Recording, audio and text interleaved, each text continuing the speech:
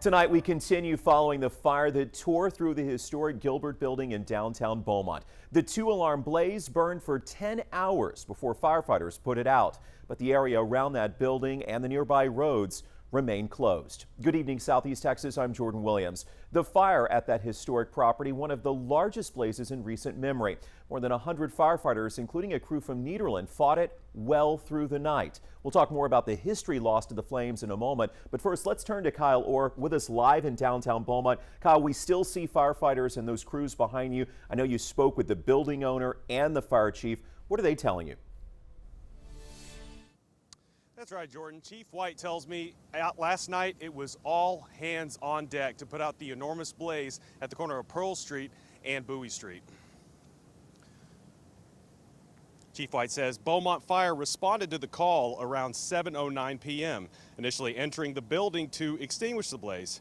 But White says those first on the scene quickly realized the scale of the fire, prompting crews to focus on what the chief calls defensive measures to contain the engulfed building. Chief White says the cause of the fire is currently unclear. He says it will remain that way until the building is deemed safe to enter and investigate. What's hindering us is not being able to enter the building because of the interior condition of the building. It's been allowed to sit for a number of years, which led to some deterioration, which was a determining factor as to why we brought our units out for safety reasons. Building owner Tom Flanagan is speculating this fire was part of what he's calling a continuous string of vandalism throughout downtown.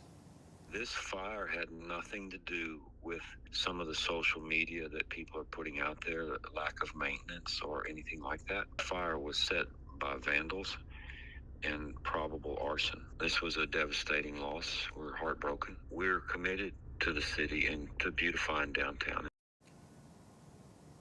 Flanagan says he purchased the Gilbert building to create upscale lofts in the future. Upscale lofts, pardon me.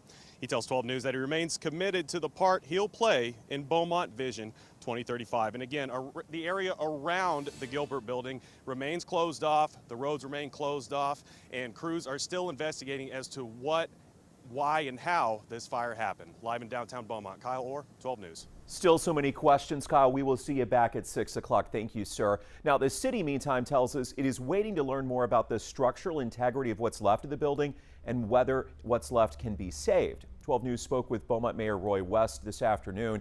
He said he's sad to see this piece of history lost. As we stand here in front of a building that caught on fire at about 7 o'clock last night, and they're still having to spray water on it because there's still hot spots, we understand that we need to protect our downtown, protect our residents, and certainly protect our firefighters. Mayor West says ongoing investigations will focus on not just finding the cause, but also what needs to be done to protect other historic structures around town. According to city records obtained by our news partners at the Beaumont Enterprise, the Gilbert building has been the subject of dozens of code violations from the city over the past 5 years. The building's owner, Tom Flanagan, received 41 violations during an inspection in April of 2023 and 7 violations this April. The most recent violations revolved around roof and drainage issues and an unsafe building foundation and structural issues. Now, the Gilbert building is part of downtown Beaumont's building boom that followed Spindletop. It was finished in 1903. These historic photos here. The 4-story building had dramatic hallways and floor-to-ceiling windows. The building housed several shops and institutions through the years, including oil businesses, a dentist, and barber shops, as well as banks and some clothing stores. It was listed on the National Register of Historic Places.